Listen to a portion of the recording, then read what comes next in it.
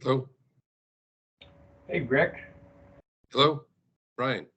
How are you? Good. I'm trying to get in. Are you in? I think we're both in. Rick, we can see you. You're in. Or you can hear me? Yes. Okay, thanks.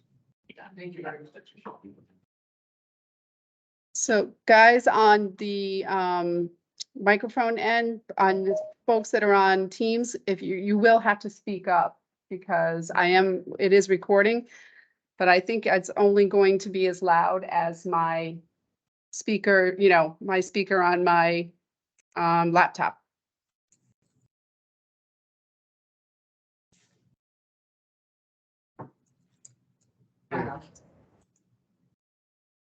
Welcome, everybody. A little technical difficulty to start our 2023. Happy New Year to everyone. Thank you for being here live versus hybrid. I prefer live. And phones off, please. Cell phones off. I'm an old man, so I'll say beepers and pagers too. I'm sure no one has beepers or pagers anymore, but those shut those off too if you must. If you can hear me online, please mute your screens until you're called upon.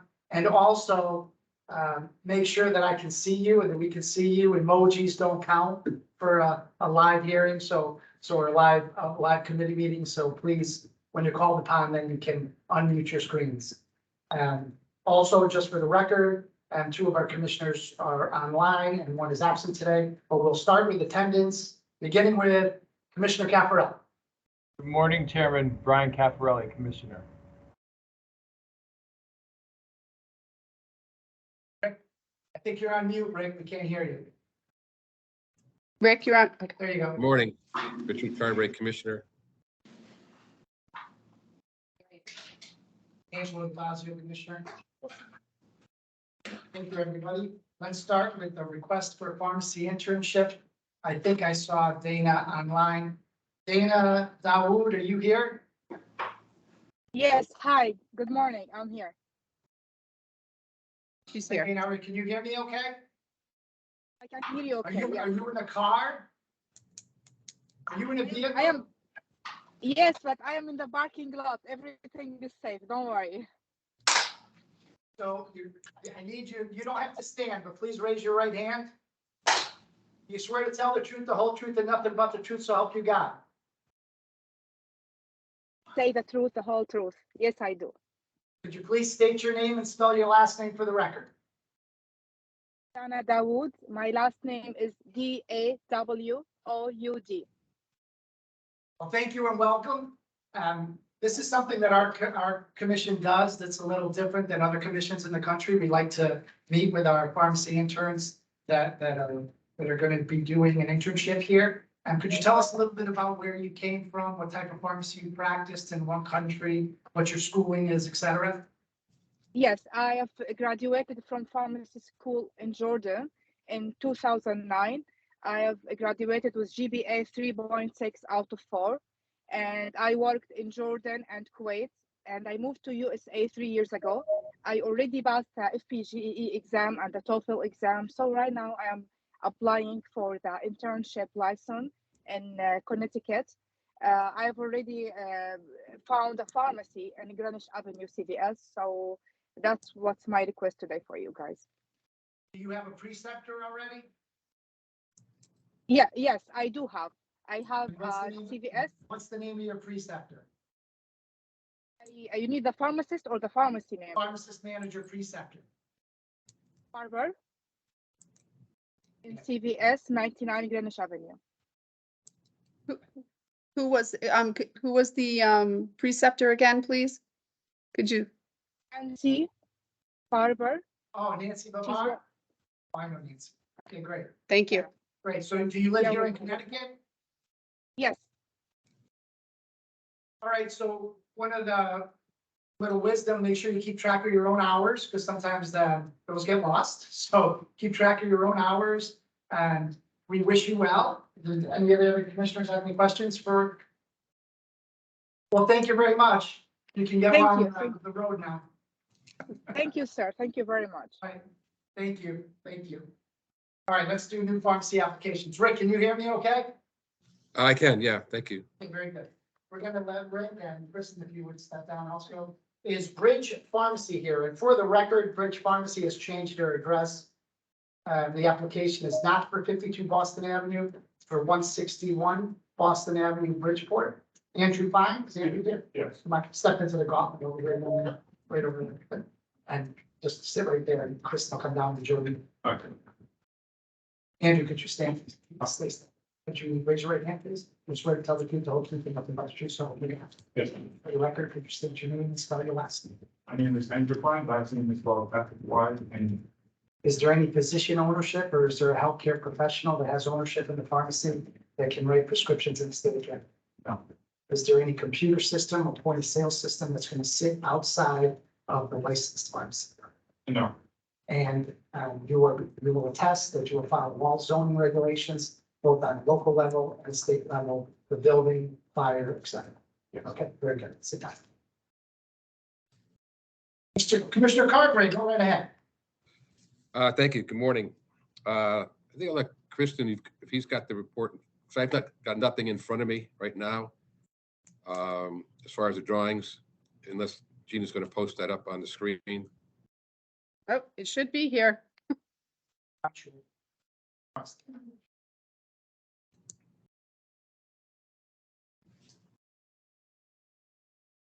Copy of board, notes department.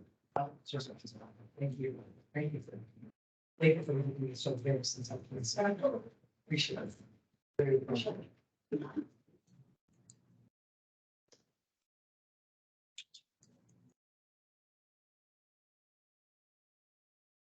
Can you see it, Rick? Yes, thank you. You're welcome. So if you can walk us through the pharmacy, I guess this is the new location and a revised drawing of the pharmacy with the exit in the bottom left-hand corner. That's been the change since the last time I saw these drawings. Is that correct?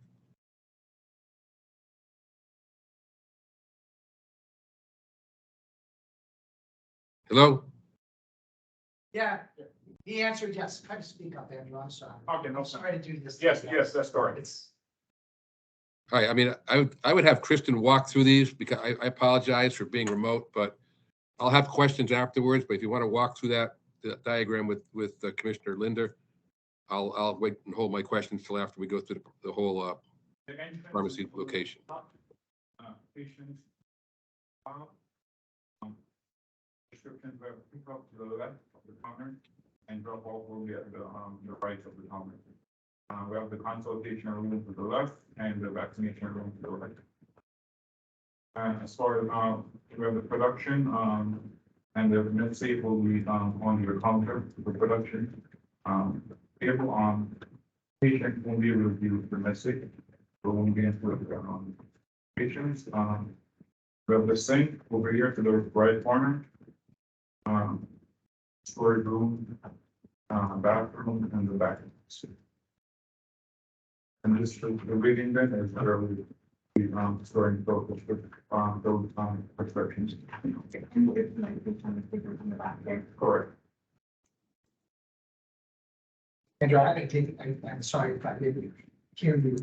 The refrigerators, because I can't see the fine print here. Okay, Where's your refrigerator? the refrigerator is on the back wall, it's just like opposite to the storage room. And do you have two refrigerators, one for Correct. food and one for? No, so one refrigerator will be storing already filled prescription, and one will be storing stock. The refrigerator for the food is in the back. Very good. Just want to make sure that they're separate. Also, because you're licensing the whole area as a pharmacy and not just the prescription department. And I see your vaccination room and your The consultation room, both have doors that seem to be open to the public. If you're going to keep. No, It's not. No, open. it's not open. Those doors will always be shut. Yes, so this one will be open to the public, but but only one door. The one directly, that leads to the pharmacy won't be open. Only people inside the pharmacy can enter that. Right, but the door that's open to the public side, I'll call it, the OTC side. Yes. of the Counter, is that door always gonna remain shut? No. Because if it isn't, I'm just trying to get my point. If it's going to be accessible by the public without the pharmacist having to open it, you can't keep medicine. And you won't be able to keep sharps in it, et cetera. So if that's gonna be open to the public for them to come in and the back door's locked to the pharmacy, that's fine. But the pharmacist will have to bring in their vaccinations and their wares and technical. And if that front door is gonna remain locked and only open when the pharmacist or vaccination or immunization takes place, then you can keep it stored in there because you're licensing the whole area, but that door's gotta be locked. So when a pharmacist is busy back there, somebody just doesn't go in there, take something, walk out. And it also will allow you to keep a computer in there or a laptop to document all the administrative piece of the organization. Otherwise, somewhere you may be able to access that, and that's won't be HIPAA compliant. Okay, so this is great. I love the setup and I'm glad you have a vaccination room, but just so you know what that door means when it's on that side of the counter.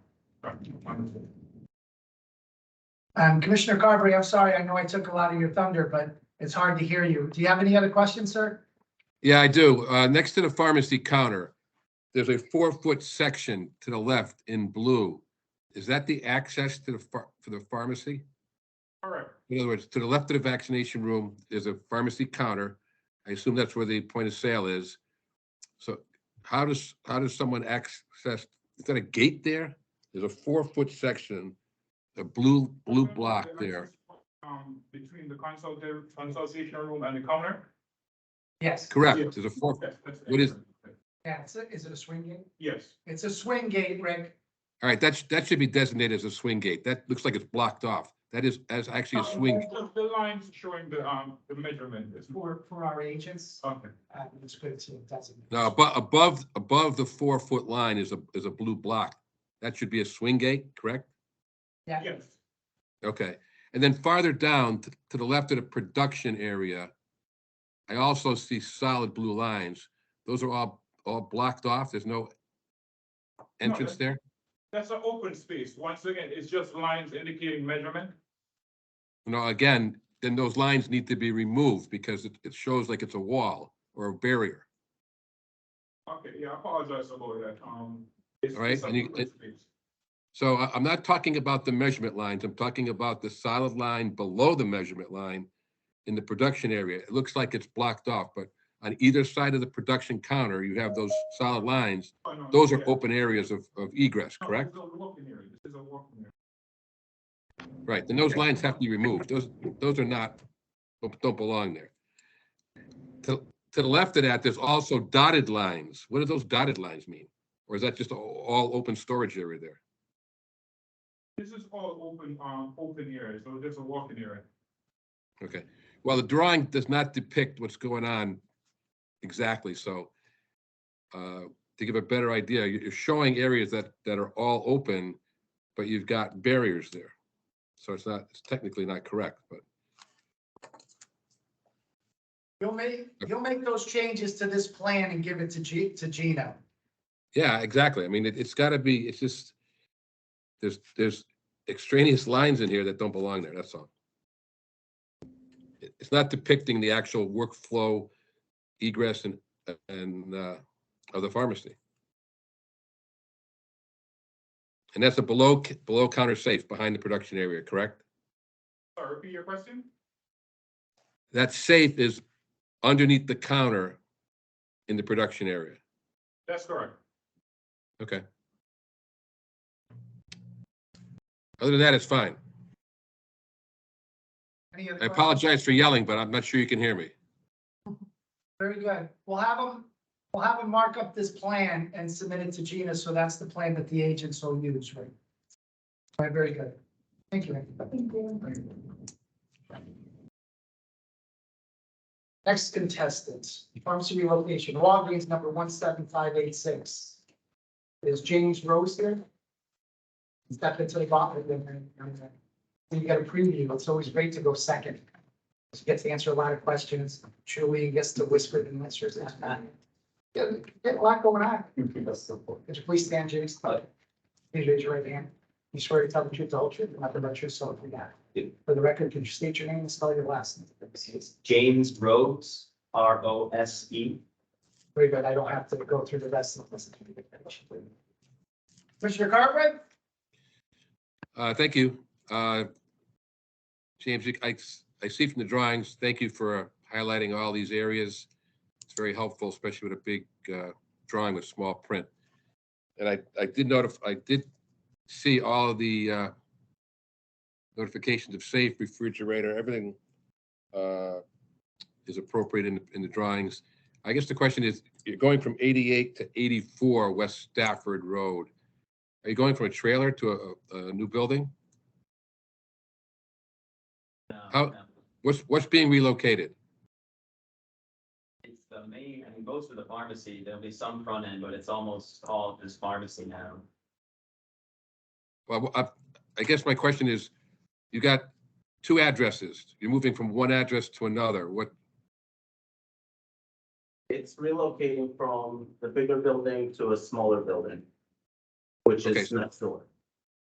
it's two separate buildings. You're moving from, Yes. you're Yep, downsizing? temporary. No, this is not temporary. This is a permanent move. No, I said downsizing. Yes, Okay, just trying to get a feeling of what the two locations are. So it's a downsizing of an existing building, moving next door. yes. The 17586 is going to close. And it's moving to this new format location. And the original opening date was January 12th, correct? Correct. However, we were not able to get in front of the board during the last meeting, so it has been postponed. Okay. And you're aware of all the requirements of moving, a pharmacy from one location to the other regarding your controlled substances, inventory out, inventory in, verified by pharmacists performing the transfer. Yes. So do you plan to close on one day and open on the next day? Is that how you're gonna make your move? Yeah, we'll be closing at 3 PM on a Wednesday, and then we'll be opening the next morning at the new location. No other questions for me. This is fine.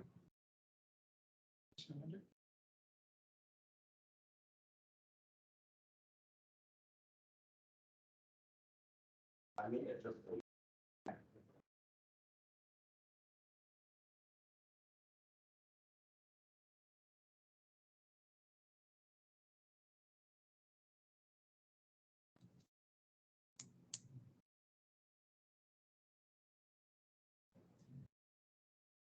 In the matter of Bridge Pharmacy, 161 Boston Avenue, Bridgeport, Connecticut, what is your pleasure? A motion to approve as presented with the revised drawing to Gina for sending it to DCP. All in favor, say aye. Aye. Aye. Aye. Opposed, abstentions, so moved. In the matter of the pharmacy relocation, Walgreens 17586 to Walgreens number 17433 from 88 West Stafford Road to 84 West Stafford Road, Stafford Springs. What is your pleasure? Motion to approve as presented. Do I hear a second? All in favor, say aye. Aye. Aye. Aye. Opposed, abstentions, so moved. Ladies and gentlemen, we have a guest appearance today. Happy New Year. Good morning, Happy New Year. How are you? Well, how are you? It's some legal. You have Yes, some. well, Happy New Year. How's the family? Good, well, good. Well, how about all of you? Good. Good. It's been a while since we've seen you. So we're glad to have you. Hopefully we haven't seen you since you're having. Never been, thanks, I've been So, seeing this. yeah, so let's get started since we do have five of them on the agenda. Why don't you start with case 2022-1486? Respondent in this case is a non-resident pharmacy. At some point, we received a complaint about them, indicating that they had been proper licensing. Under the new change of name, there was no associated licensing, so people impression they had no licensing. What in fact had happened, it was determined that the pharmacy had changed its name in its home state. It had filed some of the required forms to change the ownership of the pharmacy, but had not also filed the name change forms, which do require additional and distinct information, including some of the violation and similar kind of things that requires amendments to that, copies of those documents, et cetera. So essentially what happened here was, after I reached out to them, and we did take an enforcement action for this to be changed. So there was no process, or there was no indication that they were going to undergo that process on their own. After I reached out to them, they did change that name. It is now consistent name, the name that they're actually operating under, and the same name that they're operating under others in their home state. So this proposed resolution indicate or calls for change to the pharmacy name, which has already occurred in agreement with the period of time that would have been allowed, that they recommended that change voluntarily, and a voluntary settlement in the amount of $1,000, which is essentially just concerned with the failure to notify and how properly the work they've now addressed the underlying issue. Take all the prescriptions. We also have to say that the cookies maybe at the time. Honestly, it's not clear to me. It's likely I would think given the amount of time.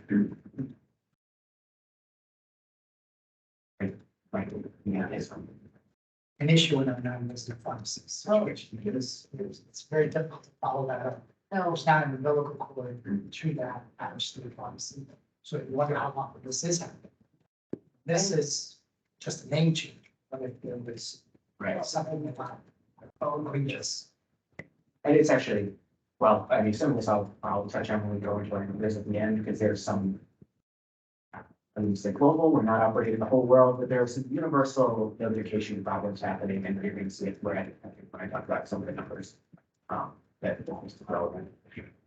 Any of the commissioners have any questions for Attorney Ander? But I'm gonna do each one by one to make it easier.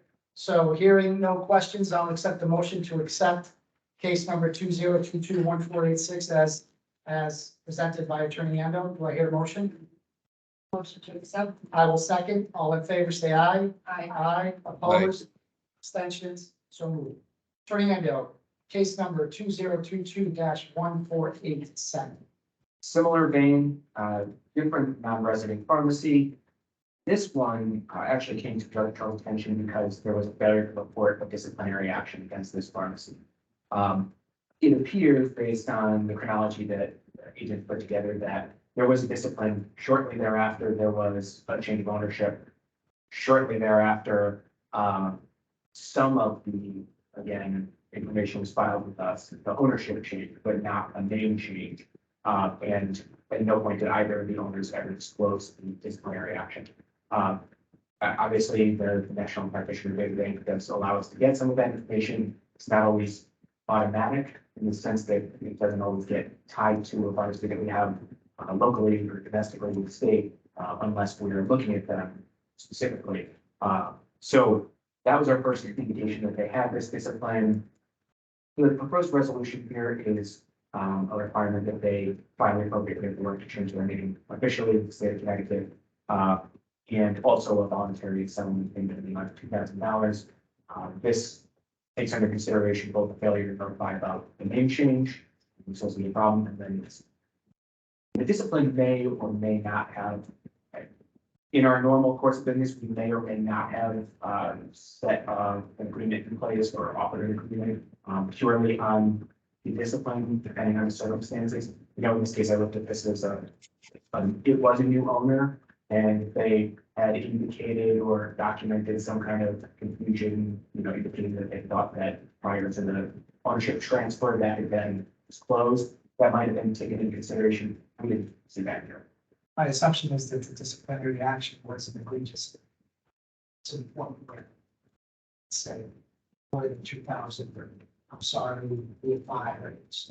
Typically, if we were in that kind of case, we might have an entire case about whatever that underlying issue was, or we would create an agreement that would mirror the extent of that alter jurisdiction. Any questions for Attorney Andrew?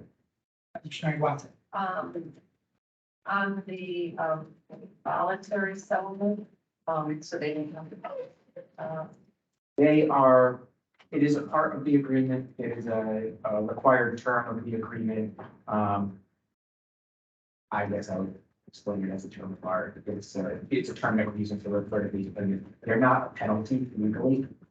They are just a part of a voluntary agreement that they are entering into. The settlement,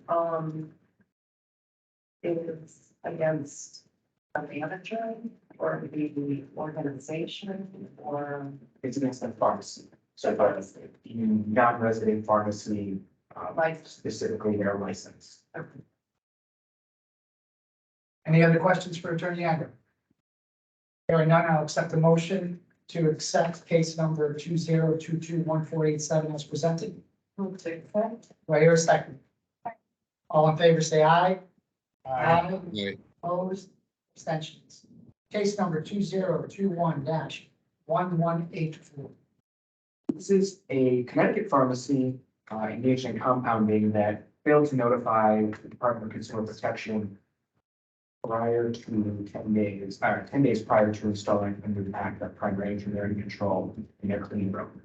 I'm sure the commissioners, we sometimes get notification on this and we sometimes don't. These kinds of problems, I don't know if they're increasing, but they're somewhat common. In this case, fairly shortly, we became aware, based on some other information that they had appropriately sent into drug control for approval, that this had gone through, this change had already gone through, that it had already been in place, and for approximately just under 5 weeks, that it was in operation.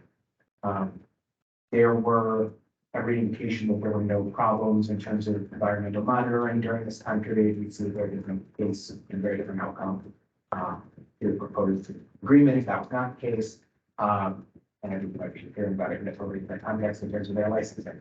But in this case, they voluntarily made changes to their standard operating procedures. It was indicated to drug control and to legal upon enforcement that this was an oversight made by individual management.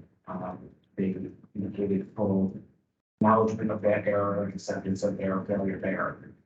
Also voluntarily made those changes that met with drug control scope, I should say, to person, and ensured that they would have been in compliance and that they wouldn't have the opportunity for this to slip through the cracks again. They were going to similar change in the future. During this time, they were very responsive and cooperative, as indicated by that kind of feedback. So we're proposing a resolution in which the respondent would pay, again, the voluntary settlement payment of $1,000. They've actually already made this payment. And additionally, they voluntarily adjusted their operating procedures. So we address this issue and hopefully will make this again in the future. Any questions for Attorney Andrew? I do. I have a question, Chairman. Commissioner Cafarella? So I just want to clarify, first of all, this is a sterile compounding pharmacy, just for those following along at home, correct? Yes, I'm sorry. I thought that was a statement. Yeah, no, I mean, so that's why this is so important. And then in terms of if the drug control had been notified within the 10 days, would they have gone out and sent an inspector out? Is that what the 10 days is for, or it's just a requirement so that you're aware of it? I believe it's just a notification because they would also be reviewing documentation attached to the changes that would have been happening in the pharmacy along with it, because it was essentially I don't want to say a straight swap, but it's a replacement rather than say an upgrade or I don't know, a downgrade if that ever happens. So they were not intentionally anyway, or not disclosed. So they're looking at the processes around the change in terms of how they're handling the equipment, how it's being cleaned and sterilized and how the room is being monitored during the time when those controls wouldn't be fully active, whether they're compounding during that time, how long a period it is that this change is happening. Because I believe that in this case, it was a 1 day downtime, but it may have been less than 1 day. It may have been, they closed, there was a change, everything was sterilized, and the next day was reopened. But I believe that it did take a full day for that full process to go through, and then they reopened on the following day. So the agents are already looking at elements of this. I don't believe that a full inspection for only this one aspect would have taken place. But they were making other, remodeling changes related to this at the same time. All right, thank you. Any other questions for Attorney Andrew? Hearing none, I'll accept the motion to accept case number 2021-1184 as presented. So Do I hear a second? All in favor, say aye. Aye. Aye. Aye. Opposed, abstentions, so voted. Case number 2021-85. So this was a Connecticut pharmacy that was investigated following a notification of multiple controlled substance losses. There were 5 separate controlled substances. There were approximately, I want to get this number wrong. This is the first time I haven't had my computer with file open in front of me to discuss it. I'm not going to give you the number because I don't want to get it wrong and misstated. A lot. It was approximately 400. I'll say it was a little bit less, but it was approximately 400. It was a case where simultaneously these loss reports were filed. Obviously, triggered a red flag and caused an investigation. Upon investigating, there were a number of violations found at this location. Record keeping was a problem here. It was incomplete generally and specifically about controls. It was not adequately filed with controls separate from other prescriptions. There were misbranded drugs in stock. There was a failure to adequately secure a controlled substance other than when they were actually being removed from the safe. So, an example of this would have been a controlled 2 safe sitting open, Schedule 2 drugs accessible to pharmacists and technicians, or supposedly anyone else would back up. And then also the failure to timely report the losses. Yeah, I'm going to talk about the proposed resolution and then I'll bounce back into some of the issues that happened. Drug Control proposes the settlement in which respondent will pay a voluntary monetary settlement in the amount of $15,000. Respondent voluntarily undertaken already some extensive staffing changes at the pharmacy level and above the level of this pharmacy. The entire staff of this pharmacy has been replaced. Additionally, the individual who's responsible for oversight at a regional level for this pharmacy has been replaced. Virtually everyone was terminated as a result of this event, in this investigation. They're not the only agency that was involved in this investigation. There was law enforcement as well as other agency with parallel investigation. This one closed, or this one, I should say, is coming to you a lot later foreclosure than other pharmacists who were involved in the case. There were 2 reasons for that. This case did involve discipline, which was voted on by the commission in 2021 for both a manager and a staff pharmacist. Both of those individuals obviously were terminated. They had other conditions placed on their licenses, their probationary period, as well as a civil settlement, as well as continuing education. Probationary period would have restricted management ability, as well as some other ability. Most less obvious licensing restrictions as So we are. those are already heard. They've already gone through. This is coming through a little later for a couple of reasons. One of which is that there were still some ongoing investigations happening, and I wanted to see exactly where they're going. The part of what we see in the proposed settlement amount of $15,000 is a recognition that there was some very extensive restructuring happening there. This is, for all intents and purposes, an entirely new pharmacy. Maybe more than just a new pharmacy, given that the entire layer above it that was responsible for these specific types of oversight is no longer in place. Initially, this is just sort of I don't know, I am inside baseball, I guess. Initially, I think this number would have been a little bit larger. And the extent to which they altered their structure and their SOPs internally, or I should say, really, the way they monitored that their SOPs were actually carried out properly, played a large role here. I think that in this case, there was a lot of blame to go around to a lot of people. I don't believe, and I didn't double check on this, but I don't believe that most of the techs are techs anymore. Most of the pharmacists, I don't know all of their current employment statuses, but for quite a while, they were not employed as pharmacists. And I think that potentially is a combination of it's a relatively small state, you know, we know that I certainly know this from law, you certainly know it from pharmacy.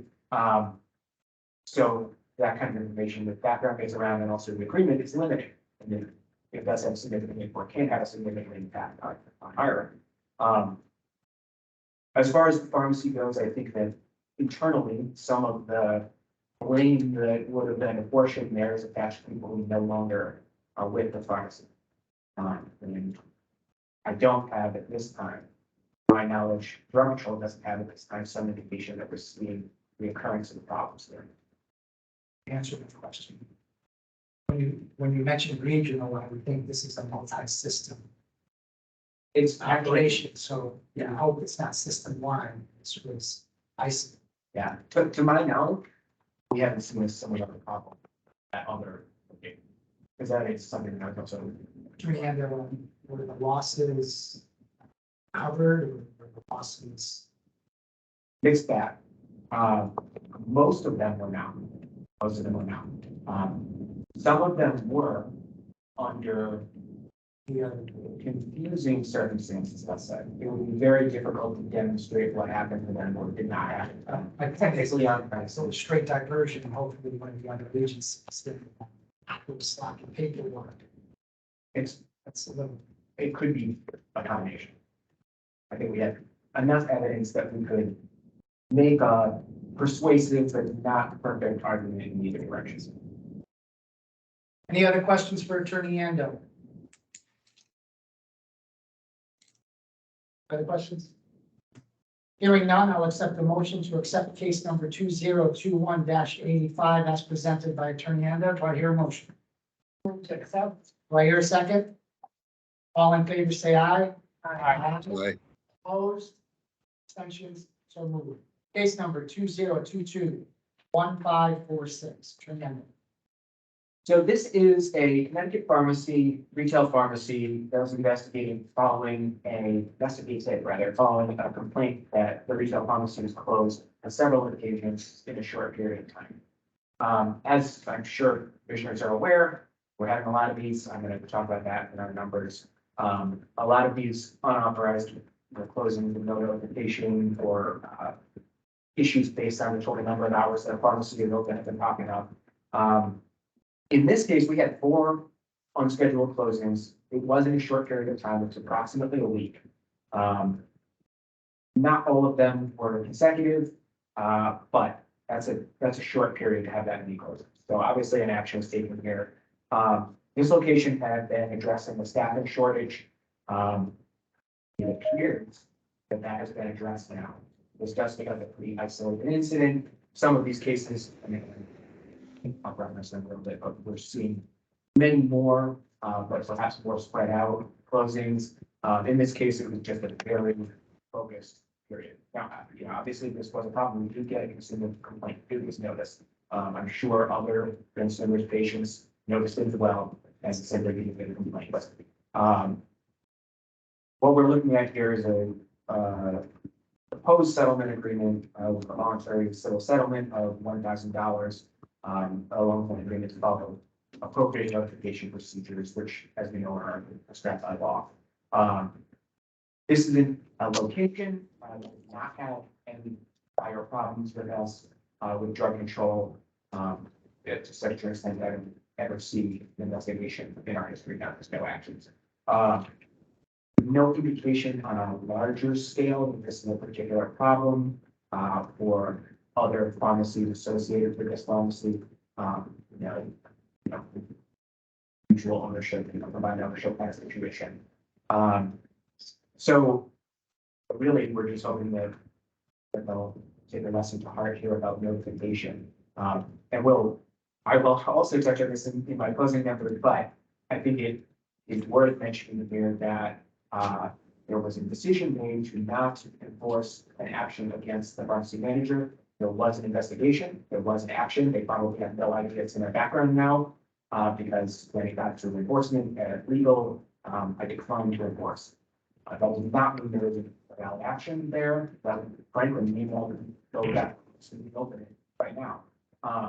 But we've chosen to approach this from the perspective of the pharmacy because they are ultimately the people who are operating under this license in a larger sense. I would like to see more mindfulness of notification of these kinds of things, but there's not necessarily something that the manager was supposed to have done to prevent the fact that there were simply not enough human beings. Any questions for Attorney Ando? Hearing none, I'll accept the motion to approve case number 20221546. Do I have a motion? Do I hear a second? All in favor, say aye. Aye. Right. Opposed? Abstentions. Attorney Ando, lengthy, thank you for the reports. Lengthy, any numbers or? Yes, I do have some numbers. And yeah, some kind of topic areas, highlights real quick. Well, we have about 10 errors in process. They're across the spectrum. Some of those brand new, some of those are we're waiting for them to complete continuing education. It's the first time and won't result in formally disappointed. Not a lot of repeat errors right now. There may be one second error. I would have to double check on it because that may now be worked out. No manager cases, we have a stack of them. They're continuing to grow. So cases where we have no manager at a location, or we have an old manager listed and there's no notification that there's been a new manager. It's a good part. We currently have 11 of those cases, and they are taking, in some cases, a very long time to close because one of the things that we're not really going to do before closing a case is just let them continue to operate with no manager in place. So we're waiting for most of these before signing an agreement to ensure that there is a manager in place. Some of them are structured a little differently. Sometimes we'll throw a term that says X amount of days, like 30 days. But generally speaking, we're nervous about that because if in 30 days they don't have a manager, they have either a new action or the open action.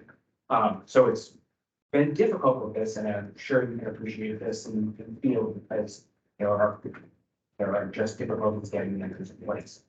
So the pharmacies are certainly feeling that, and we're certainly feeling it on the back end. A lot of these cases, I honestly do not expect it to still be here. They haven't been piled up to 11. Same vein, closings. A lot of the closings currently we have 10 in action, arguably more like 13. But I'll say why I have make a distinction there.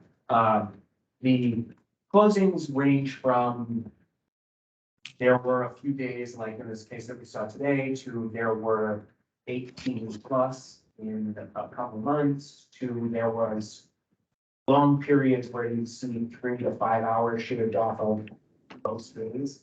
And then at the end, you might end up with under 35 hours, and you may have closing without notice. And these cases are ones that don't involve no manager. The number's a little bigger if you do a crossover where they also have a manager problem. And a lot of closing problems are staffing related. So they're similar related problems. In a similar vein, I went through, this is a case type that it's not a charge, but I went through and looked at cases now that exist only because of notice problem. Where people aren't talking to either genus samples or the court administrator for the commission or drug control agents. We have 14 cases open now of various case types that are just, and I mean, open in the enforcement process, not at the drug control investigation level. And none of these would have existed for these respondents if they had opened some line of communication, either done required notice, or just started talking to the drug control agent and worked through something. Yeah, there are all different types. So some of these might have come to us a different way. You know, there are either complaints externally or internally, or some other kind of problem that pops up and triggers a red flag. But all of them came to us for this, and they're all issues that wouldn't necessarily turn into formal enforcement, but because we're at that point now, it's past the time when it would have been less likely resolved. So, you know, I make that comment because it's also good to note that this is not counting a lot of other cases that are discretionary. For instance, almost every one of these, there was room to open a case against the manager. Many of these managers don't know that they're, or probably aren't aware that there is a case against them. And either it's staying open until there's some kind of resolution for the pharmacy itself, or it's been closed as a discretionary matter if we decided to enforce against the pharmacy license. So just something to think about. Notice does appear to be a problem, and I can talk about that in one of our other cases. I know Commissioner Blackton made a reference to the close-up issue too. They're very tied together. And then a general update. In the last couple of months, we have closed 4 cases against individuals using prohibited visions. So that the pharmacy, apothecary, related names and images kind of issue is one that doesn't make it in front of the commission a lot. Now, I've had maybe a couple in the last 2 or 3 years, well, very few that end in a formal agreement where that's the only issue. But we do have a chunk of that happening behind the scenes, and it's pretty consistent.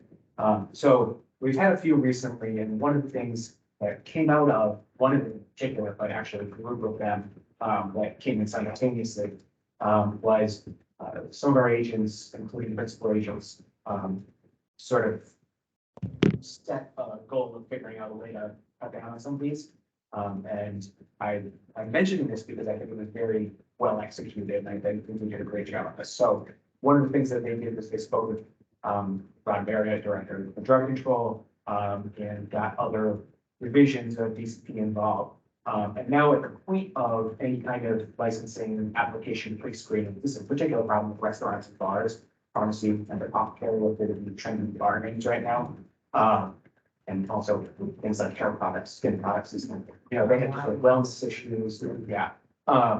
So now at the point of license applications that are non-pharmacy related, these people will be flagged. And then rather than then continuing a process of spending a year's worth of effort and money, et cetera, into branding, they're getting flagged earlier. There have been attempts in the past to get this done through Secretary of State as well. It hasn't done exactly because they do have a list of prohibited words. For some reason, I get pharmacy on there. So at least up until now, I'm not going to give it another shot again. But anyway, this should cut down on some of these things. So behind the scenes, we'll see animosity that other people are feeling when I show up and tell them that the Commissioner of Pharmacy has jurisdiction over them, even though they're, a barber or a restaurant. So those are some things that are happening in the background. Any questions for Attorney Andrew? Thank you, sir. Thank you very much. You may, sir.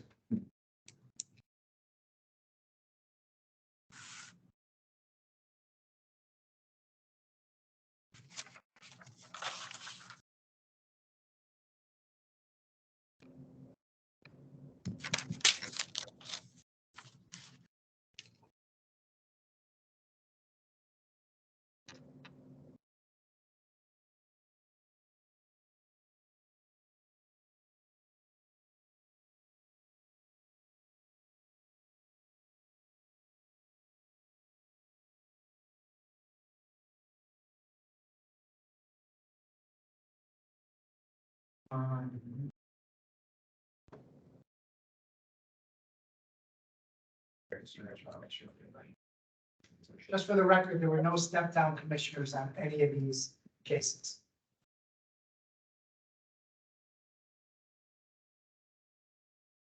Oh. My phone.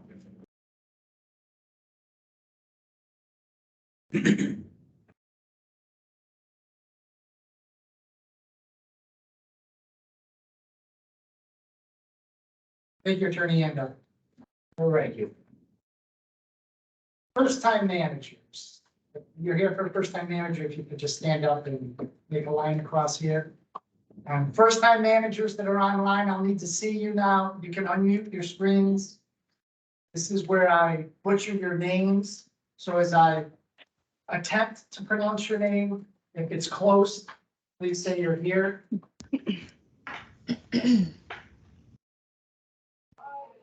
Plenty of room, guys. Plenty of room. Plenty of room. Is Ria Bobstar here? I'm gonna really depend on your line. Ria?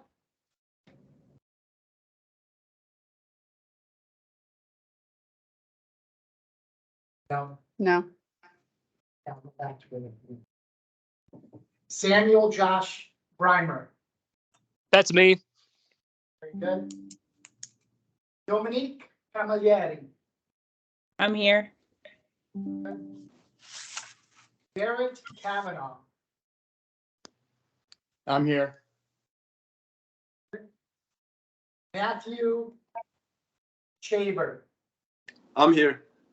Thank you. Chelsea Clifford. I'm here. Katie Coleman. Michael Costa. Jacob Duffus. Jacob. Going once. Going twice. So, Jacob.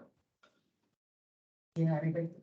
don't see him. Reba she's here. Ria's here? Yeah. Ria, are you here?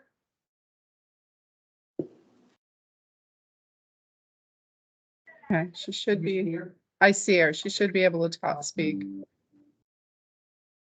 Christopher X. Andrew Fine. Andrew's here. Baham Khan, Maham is here.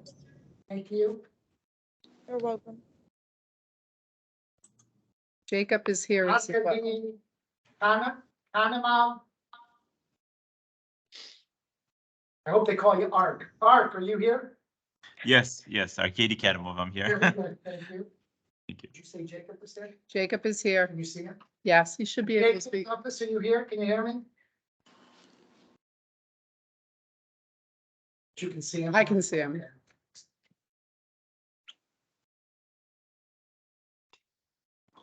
Jayton Kukreya, Kukreja, yes, here. thank you.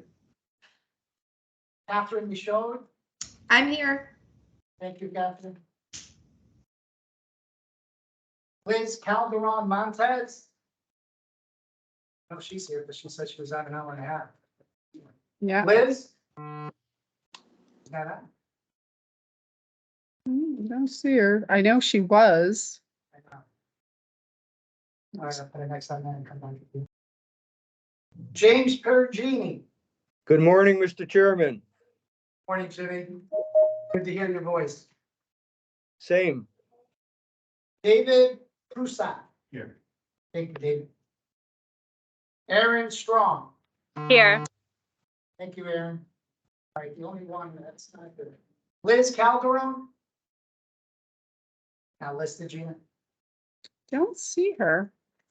All right, because of our technical. She's waiting and, all right, just so She you know, pops in, I'll accept it.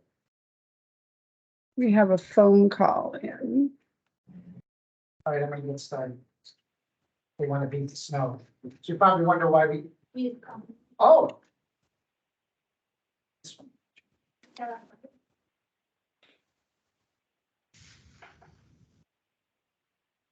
Yeah, there was a question on that, but we can, if we can add, I'll accept it. Right, yeah. I'm gonna accept it. I just want to make it part of the record. And what's your name?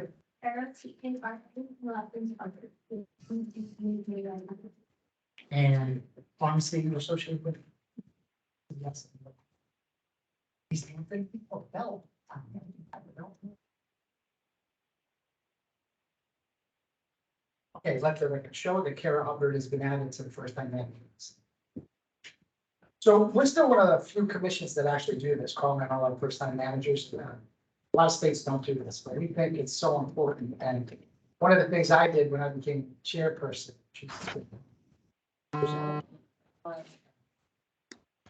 is I switched the order of our meetings because I thought it was really important for first time managers to hear our cases. You guys used to appear first, then the whole room would leave, then we do our cases. Well, you heard some very interesting things. And as a first-time manager, you can see how some of the professionalism, understanding our rules and regulations, open communication, good leadership skills would have avoided all that. And even though it's the pharmacy that was fine, you heard our attorney, there's still open cases on some of those pharmacy managers.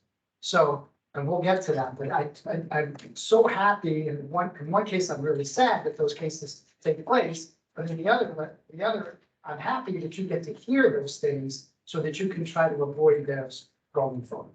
So as a pharmacy manager, you have a leadership position, right? And you're the ones that can set the culture. It's no secret that there's a workplace environment issue within our pharmacies. We know when we try to address it. We hope technology does that. We hope training does that. But it all starts with good leadership as the pharmacy manager. We're one of the few professions that actually designates a manager and gives the manager that kind of position because it's for leadership. That's why they're not all staff pharmacists. We have a pharmacy manager, and that's who's in charge of this division. And in some cases, the whole pharmacy, if it's for a chain or grocery store or a big box, your little world in the back, boxed out with that, right? So I want to start with that. I also can't possibly cover everything a pharmacy manager is responsible for. So there's two sites that you will attest to me you will go to. One is on the Connecticut.gov site to go to the Department of Consumer Protection, look up Pharmacy Commission, and there's a great piece in there about all the pharmacy manager responsibilities. And the second one is the UConn has done a great job putting together a CE program. It's at uconn.edu,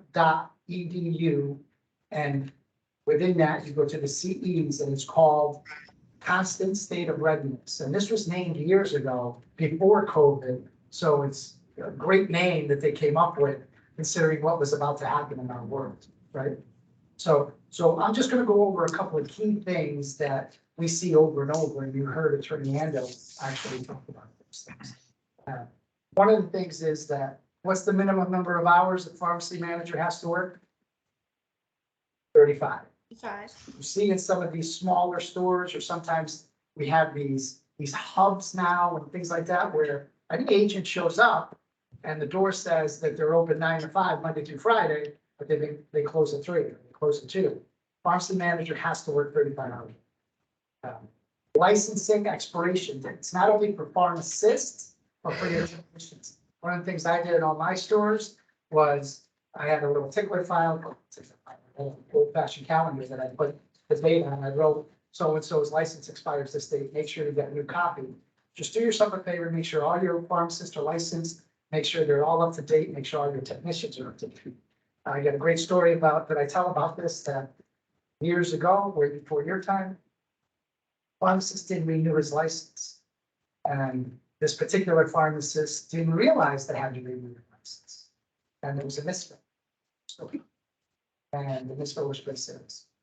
And the insurance companies went back and they decided to claw back every single dollar that pharmacist filled, but when his license expired. And it had been about a year. There were millions of dollars taken back by the insurance companies because that pharmacist illegally filled prescriptions because they were attending. So I know that's an extreme, but check those expiration dates. Tech ratios. We hear a lot about tech ratios today. What is the tech ratio rule? 2 to 1. 2 to 1. 3-to-1 if one is certified. The commission has made an exemption to allow 4-to-1 through the end of March if the fourth technician is certified for immunization. Because that's become a common theme that immunizing and vaccination centers take up a lot of time. And a technician can do a lot of the administrative role on that immunization process. So if that technician is certified for immunization, we have extended that through March. But as of April 1st, it goes back to 3-to-1 unless there's other intervention along with it. So I just want to make that clear. CEs, continuing education. I hope that our new licensing period will solve this issue. We went from being licensed every year to a 2-year period. And we found that when that transition took place, we had a lot of CE issues where pharmacists weren't fulfilling their 15 hours per year. That many of them thought because it was a 2-year license, that they could squeeze all 30 in. At the end, it's 15 per year. 5 live, 1 long. We've had, in the last year, I've been a commissioner now in 12 years, Mary more than me. I think in the last year, we've had more cases of CE than I did previous 12. So it has become an issue. I do believe that our licensing now once a year and our system's been updated to catch those. So just make sure that you're as a pharmacy manager with all your staff pharmacists, make sure you say, hey, if you get your CVs in, make sure you get your CVs. A good way to do this is to sign up for the vault. There's a CE vault at the National Association of Board of Pharmacies, the NABP. It's fantastic to sign up, especially for people that have licenses in multi-states that require different CE than other states. We're not all the same, right? So this vault will notify you and let you know, hey, you're 2 lives short in Rhode Island. You're 2 lives short in Connecticut. You haven't fulfilled your law. So it's a great way to store your CEs and have a reminder of that. It's part of the NABP CE model. Diversion. It's a dirty word. We hate to use it. Diversion is an issue. We all know about opioids, right? The diversion of opioids, but it's not only opioids. When I had my pharmacies, my independent pharmacies, do you know what the #1 diversion thing was? Ensure. They were diverting Ensure and selling it on the street. So it doesn't always have to be a scheduled product. Soma is an issue. And the benzodiazepine, the diazepam, and Xanax, alprazolam are still major issues. Of course, the opioids. My thing about the diversion is if it happens, how long do you have to report it if you find a loss? You heard it today, and it's a big problem on the street. 72 hours. If there's a loss, we give 72 hours because it gives the pharmacist a chance to, oh, there it is, it's a partial. You know, yeah, that's why it's 10 short, because it hasn't come in yet.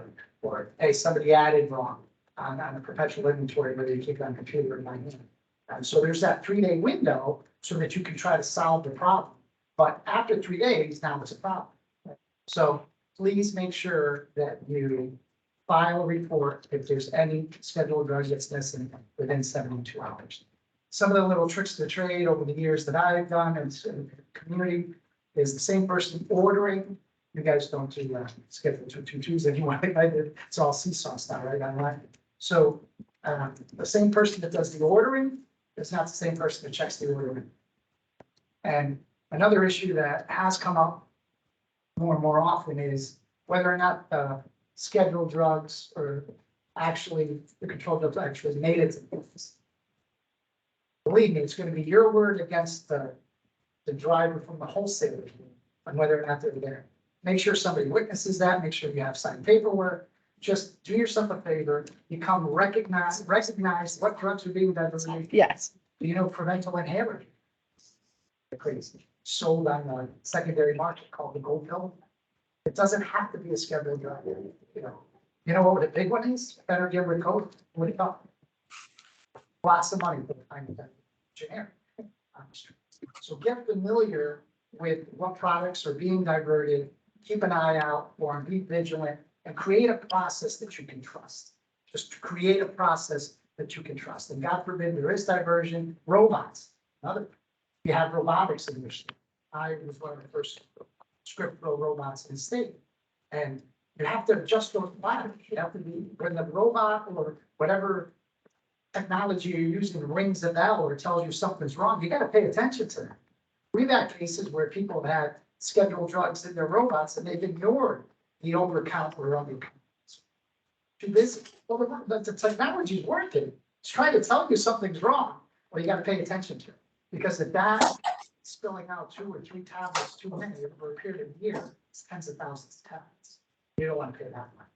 And making sure that your license are protected. That's the case. So just pay attention to that kind of stuff when it comes to ventilation. And before you know misfills. No one wants to talk about misfills, but they happen. And you saw the cases that are before us. If there's a misfill, do yourself a favor, document. Because you have no idea when an agent's gonna come in, when that's gonna get reported. It could be 6 months later that there's a clawback. And the only thing they're gonna have to go on is whatever you wrote up on that quality assurance report.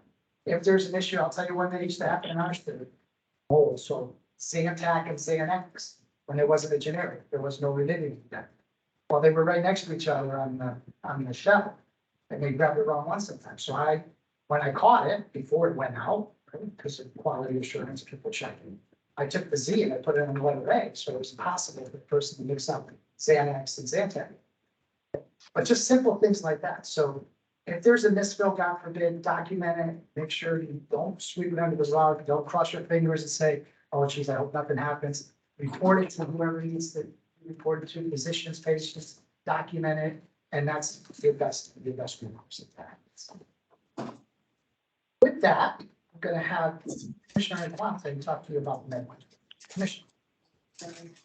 Well, congratulations on all your leadership roles and your promotions, so that's great. You can tell just from the spirit of this is just like good information, right? We want you to, be successful in your role and the patients that you serve and the practitioners you work with. So another tool we like to advise about is the FDA MedWatch program. You just sign up for it, you get push emails, and it'll keep you current on what's afoot and things that are going to be, pending recalls, lot number issues. Looks like most of you work for chains, so I'm sure you get a lot of that information. But again, it's your license, it's your responsibility. You kind of committed to that lifelong learning thing when you signed up to be a pharmacist. So just another tool to help you be successful, and just like to make sure you know about that. So that's pretty much it for me. Any other commissioners have anything for these young minds that are going to go out and make our profession proud? Commission Chair, just to let you know that Liz Calderon Montez is here. Okay, very good. All right, so what I'm going to leave you with is this. First of all, join an association. Join your APHA, join NCK, join your Connecticut Pharmacy Association. If you have a particular specialty, join that. I can't tell you how many things I learned from those association meetings, or getting their newsletters, or being involved in that. So incredibly important. I know many of you work for big chains and big box stores, and you may depend on them for that. Trust me, there's nothing that beats your association. Join all three like that. Really, it's amazing what you can learn. That's one. The other thing I want to mention is that no harm, use wisdom, and don't forget that company policy is in state policy. So if your company, your boss, your immediate supervisor wants you to do something that you don't feel comfortable with, and it's against state regulations or state policies, trust me, state's gonna trump that. Okay? Have fun, beat the snow, back to work. Thank you, guys. Okay. Reciprocity interview or reciprocity candidates. Commissioner Lynn. Good.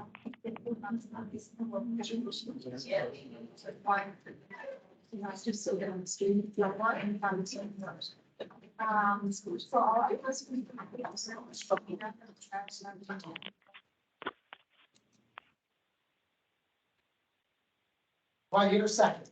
Second. All in favor, say aye. Aye. Aye. Opposed? Abstentions? So moved. Very good. request to increase pharmacy technician ratios is, Yeah. sorry, I think it's Farai Mazhandru here. Farai Mazhandru. Yes. Yes. You just spoke up. Yes, I am here. He's online.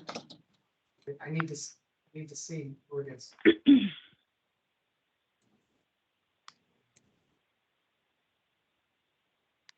Faraz, do you have your video on?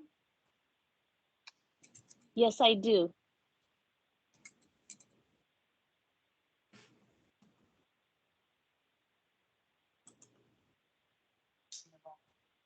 I can, Is that lower right-hand corner? that's me. Say,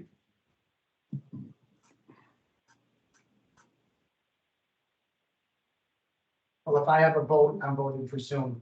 I want to be on the record that I'm a Zoom guy, not a Microsoft Teams guy. Faraz, your, doesn't show that your video is on. I do see all of you guys. And my video is on. Ah, there you are. Okay. I see you now. Thank you. Brian, could you please stand and raise your right hand? Could you please, do you swear to tell the truth, the whole truth, and nothing but the truth, so help you God? Yes, I do. For the record, could you state your name and spell your last name, please? Farai Mazhandru. Mazhandru. Very good. Gina, is there any way you can do that? I'll make it here now. I'll tell you what. Yeah. Do you guys want to walk like this or like this? I can hear you. You can hear Yeah. me fine. Yeah, unfortunately, it's not, I have it as loud as it'll go. It's maxed out. You have to be connected to the wire. I do. There's no Wi-Fi. Not today. Not today. Sorry about that, guys.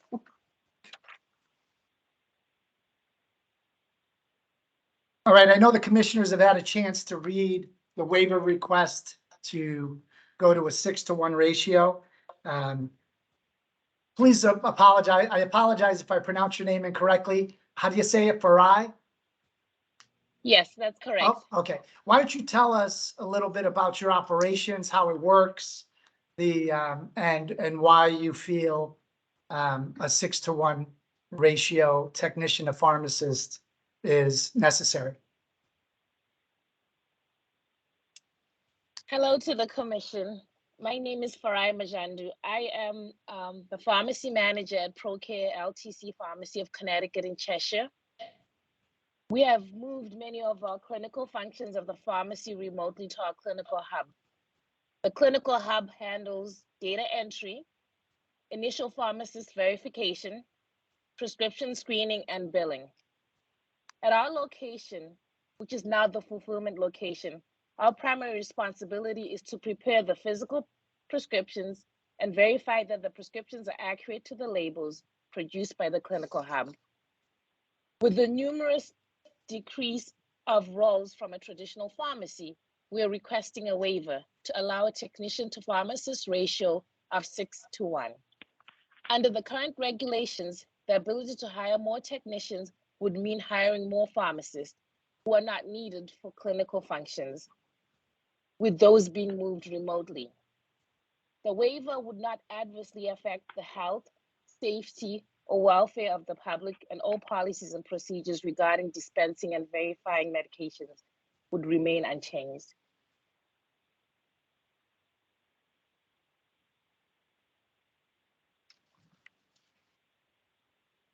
Can you tell us about those technicians and their credentials and their education?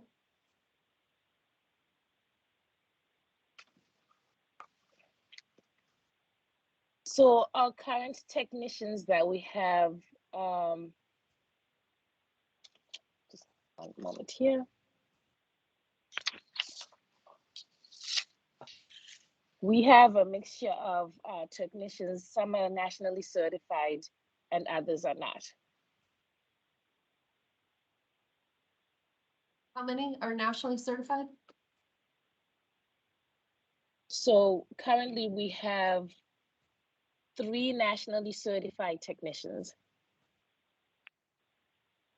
How many pharmacists are at the location in Cheshire for, 12 pharmacists.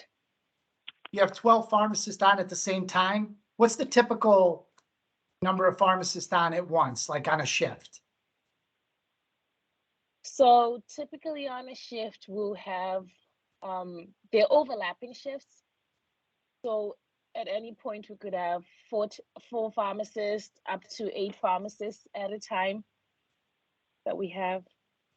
So if there were 8 pharmacists on, you're asking for 48 technicians? So in total, we have 56 fulfillment technicians that work, and they're all staggered throughout different shifts. What, could you tell us a little bit about what the hub does? Its actual function, what the hub does? And I'm Okay, assuming so that I'm assuming the hub is out of state? Yes, it's based in Arizona. In Arizona. So why don't you tell us a little bit about the hub? If I'm a geriatric physician at a long-term care facility here in Connecticut, and I just admitted a new patient, and I write the average 6.7 scripts per LTC patient per month, and I put that in, and I fill those scripts, I put them in. What happens to my prescriptions? Why don't you take me through that? So once you send your prescriptions, they will come through to our pharmacy. They will come through to the Arizona Clinical Hub Pharmacy, where they would process those prescriptions. The Clinical Hub, I can just explain in general, in the background, the Clinical Hub handles all the incoming and outgoing calls, all customer interactions. They do the data entry, which is the input and the order entry of these prescriptions. The Clinical Hub does all the pharmacist verification of these prescriptions, that PV1, the first pharmacy view of the prescription. The Clinical Hub will check for allergies, they'll check for drug interactions, clinical interventions, potential adverse events, and they'll work closely with the billing department for all the billing transactions. They'll work on the medication rejections, therapeutic duplications, refill too soons, medications not covered, prior auths. Once that process has taken place, then labels will print out here to the fulfillment center, and our primary responsibility will be to verify that the medications dispensed are accurate to the label produced by the Clinical Hub.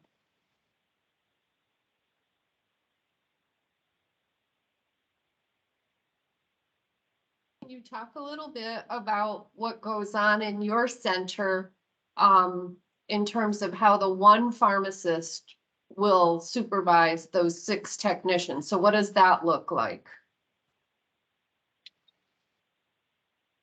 So what will happen is that pharmacist works together with those technicians. They're all in the same space. So the pharmacist is supervising the technicians. Technicians are helping fill those labels that are printing out in fulfillment. So they're helping pick the medications. We're checking accuracy. We're checking to make sure the medication is not expired. The medication is indeed what was on the label. So the technicians are helping fill the medications, and then the pharmacist in fulfillment is responsible for pharmacist verification to the PV, to the final verification of that prescription. And you use automation and barcoding and all of that? Yes, we do. So we'll process that medication all the way. In fulfillment, we'll process that prescription till it's ready for shipment. So right now, each pharmacist, as they come to work, they're assigned specific technicians that they are working with, or is this all kind of like a random event? No, everyone has an assignment within that pharmacist verification too on what their responsibilities are, and each assignment has technicians in that role. So what are the numbers like? What's the volume? Like how does this happen? So if I'm one pharmacist, I'm supervising, I've got my 6 techs assigned to me for the day. what's the expectation? What do I finish at the end of 8 hours? A couple thousand scripts, or, you know, what are your metrics? Because I'm concerned about So- safety. I'm really concerned about safety. And even with automation, I'm still concerned about safety. So how does that look? What are the numbers? So we process a volume. You want the volume for throughout the day that we process and how many prescriptions we fill and how we go about. However it filling is, those the work, you prescriptions? know what I mean? Like, you're a pharmacist and you have 6 technicians you're responsible for. So at the end of 8 or 10 hours, what's your output? How many scripts were safely processed and checked and validated? What do those numbers look like? I'm sure you have metrics. Yeah, let me just pull up the matrices, the recent matrices. Yeah, because, you know, what I'm saying is it just seems like a capacity issue in terms of, you know, scope of safety and deliverables, even with automation. It's 100%. Pull up my recent matrices.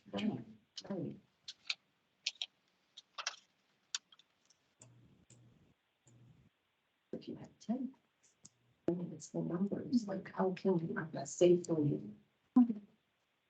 I'm shocked. So currently, our volume throughout the day, we process about 53,000 prescriptions in a week. And the 6 to 1 would be the same number of prescriptions. It would not increase those prescriptions. It would just allow more technicians to work on those same number of prescriptions. Okay. Commissioners, any other questions for Farai? Yeah, I'm confused. 53,000 prescriptions per week, 6 days a week or 7 days a week? And you're gonna have, So we're open 7 days a week. so physically, how many prescriptions is a pharmacist? I'm sorry. I pulled that for payroll. It's 2 weeks. I'm sorry. 53,000 is for 2 weeks. I pulled that for a payroll week. I'm sorry. Our payroll week is 2 weeks. I'm sorry. That makes a difference, but it's still 26,000 prescriptions per week.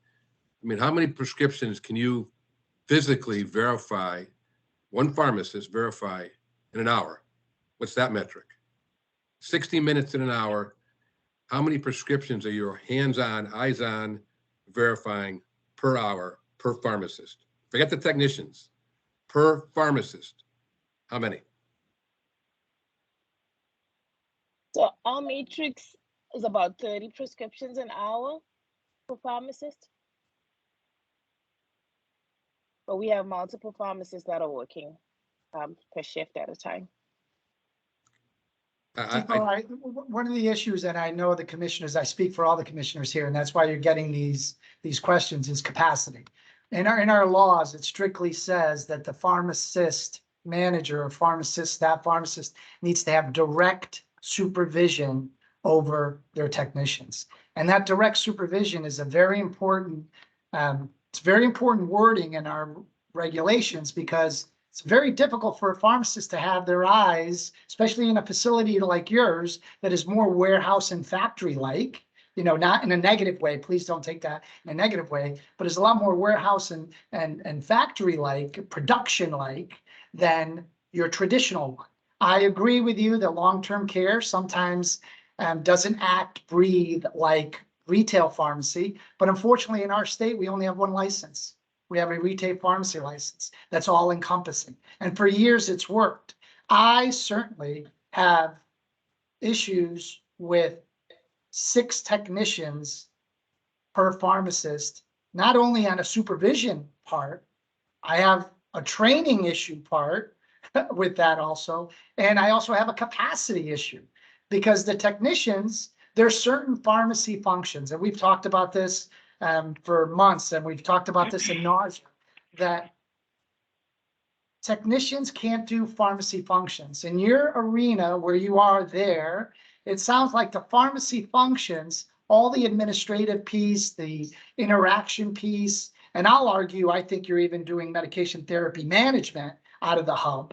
And in that case, those pharmacists would have to be licensed in Connecticut, but I'm not making that argument now, but I would if that was the case. But that hub is doing all the pharmacist functions. And this is nothing more than a capacity. How many scripts can we get a pharmacist to process?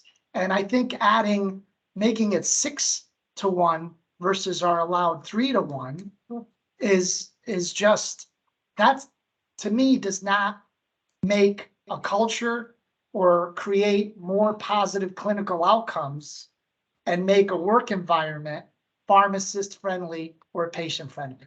That's just my opinion, and that's where I feel, but I can sense that the other commissioners are feeling that. And I'll entertain any of the commissioners to add in or what they think to what I just had to say. Hi, my name is Vinci. I'm the compliance director at ProCare. Can I add something to what Farai said? Hey, Vinci, before that, I need to swear you in, okay? Could you Okay, please raise your right hand. Do you swear to tell the truth, the whole truth, and anything but the truth, so help you God? I do. Okay, for the record, could you state your name and spell your last name, please? Sure, it's Vinci Varghese. And could you please tell us what your position is at ProCare? My title is Director of Compliance. Director of Compliance. Are you a pharmacist, Vinci? Yes, I am. Okay, very good. Thank you. Continue. My last name is spelled V as in Victor, Arghese. Very good. So you just wanted to add about the clinical hub. Like you said, like Farah said, everything, the most of the part of the prescription processing is done at clinical hub. The only thing that is being done through Connecticut Pharmacy is the dispensing part, and most of the tech work is done by a machine. Everything comes off as a sealed blister pack. The pharmacist is just checking to see what's in the pack matches the image of the prescription and the NDCs match, and they're just dispensing it. So it doesn't take more than 2 minutes, let's say, to verify a script. So like 6 technicians that we have, they're not really doing anything other than just feeding the machine to have the blister packs ready. So we would have, we can actually monitor more technicians with one pharmacist. Thank you for that, Vinci, but commissioners, do you have any other questions for Farah or for Vinci? I guess I'm I still just trying want to to make get, sure I'm understanding. So in your proposal of the 6 technicians to 1 pharmacist, you're proposing that 3 of them would be nationally certified and the other 3 would not be. That's your proposal? I just want to make sure I'm understanding this because we're going to have to talk about this. Farah, do you know how many pharmacists would be nationally certified? On the text, how many would be in your proposal? 50% of the 6 is this 3 we're saying? We were looking at 2 out of the 6 to be certified, but we can also go with your recommendation.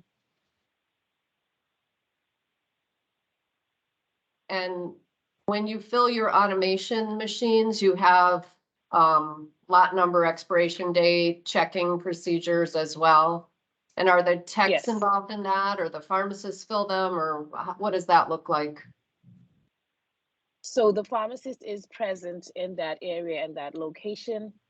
The technician is filling the cassette, so anything that's needed for the animation is mostly done through barcoding. You're using the bottle, manufactured bottles barcode, loading it into a cassette or a reservoir that also requires a barcode to make sure that it matches that medication is indeed able to be loaded into that reservoir or that cassette for the machine to even begin to process the prescriptions. And when once does those that get prescriptions checked are, by a pharmacist, after the machine is loaded, when does that get checked by the pharmacist? once the machine produces a final product that has a patient's name on it, that has a label, the pharmacist then begins the pharmacist verification 2 process, where they look at the prescription and check for all the checks that will check that it is the drug, the quantity, the image, the quantity is not expired, NDC, lot number. Okay. So at that all point, the right, pharmacist will do a Thank you, yeah. pharmacist verification too. Oh, thank you. Yeah, thank you. Jeremy, any other questions for I or Vinci before we take a motion on this?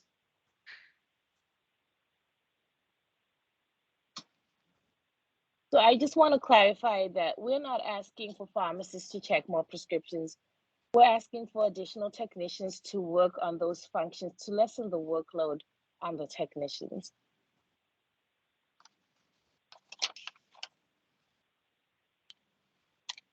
Yeah, unfortunately for, I still think the ultimate workload falls on the pharmacist function there, which in this case is the final check of that prescription before it heads out to the long-term care facility or group home or whatever it may be. So any other questions for I or for Vinci?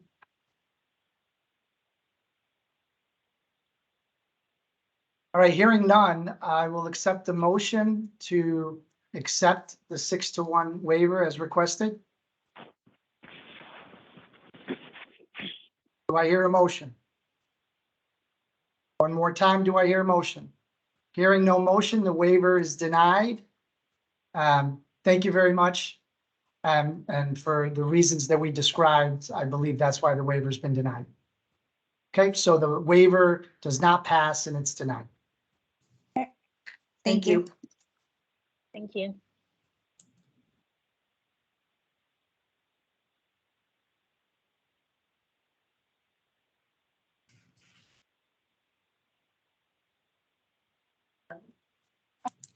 You were throwing it at us. Thank you. Right, I like the yellow pen. How many times have I done that? Leave a check.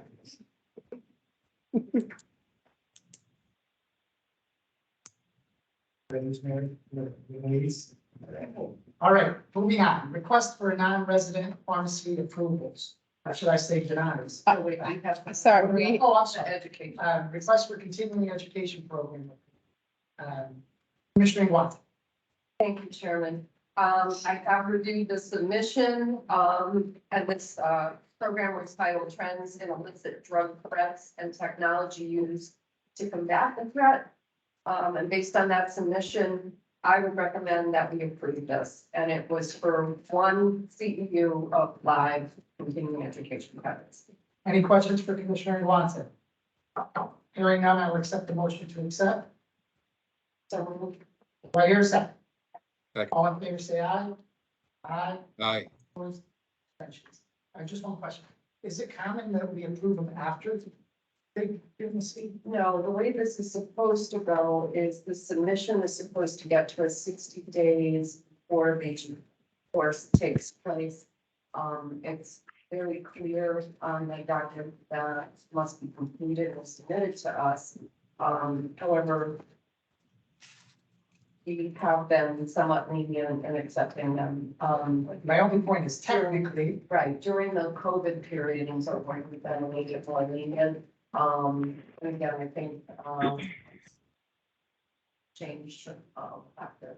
and the only reason why I ask is if someone used this as their live CE Of course. for 2022, and then we denied it, then you showed it. So that's. Gina, we were discussing. I made a note. Maybe if you put that in the minutes and then. I will.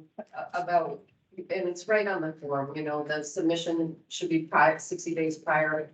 And I believe a lot of the submissions and requests we receive are oftentimes internal attendees. So perhaps just to, you know, let that be, just reiterate that, a little bit of reinforcement on what that process is. Thank you, Commissioner Wentworth. Moving on, results, no requests, not results, we know what the results are. Request for non-resident pharmacy approvals.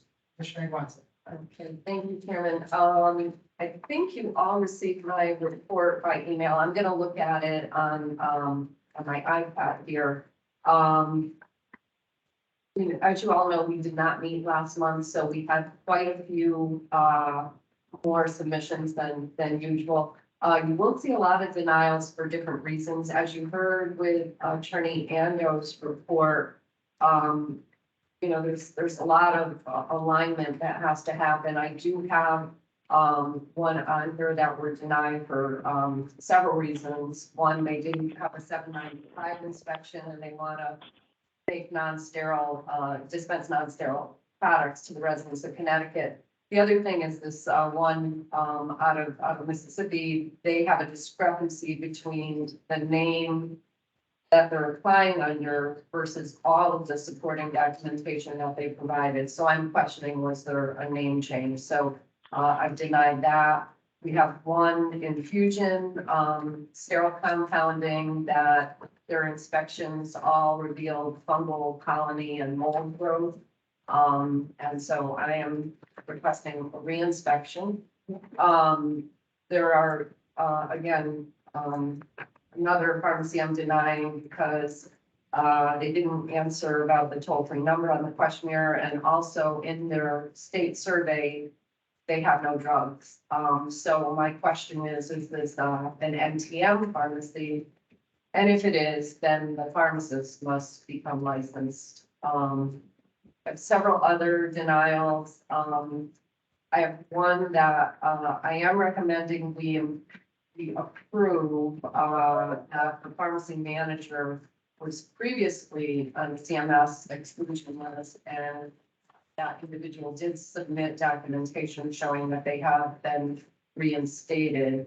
But again, in the spirit of awareness, I like folks to know that there's all different types of things that come before us. So I think if anyone has any questions, I'm happy to take them at this time. But aside from that, that concludes my report. Any questions for Commissioner Nguanza? Hearing none, I'll accept the motion to accept the request for non-resident pharmacies as presented. So moved. I will second. All in favor, say aye. Aye. Aye. Opposed, abstentions. Just a comment. I've learned a little more of the approval process on these non-resident pharmacies. And I can't tell you how much work Commissioner Nguanza puts into this. This is a lot of work to put into it. And Gina for always, thank you for everything you do, make our life easier. But Thank you. just want to point that out publicly, that Commissioner Nguanza and Gina have put a lot of effort into this. And I'm hoping that streamlining of technology and application process makes it a little easier. Thank you, Commissioner Nguanza. Thank you. Okay. Approval of the commission meetings for November. Hopefully the commissioners have a chance to look at it. Any omissions, errors, corrections? Hearing none, I'll accept the motion to accept the minutes of November. Move to accept. I will second. All in favor, say aye. Aye. Aye. Opposed? Abstentions. Thank you very much. See everyone in March. Correct? Yes. See everyone in March. Thank you. Good. Yeah. On my own notification. I couldn't hear myself that next conversation. Was there a facility in Arizona? That comes in Arizona. And then just everything. Okay, so.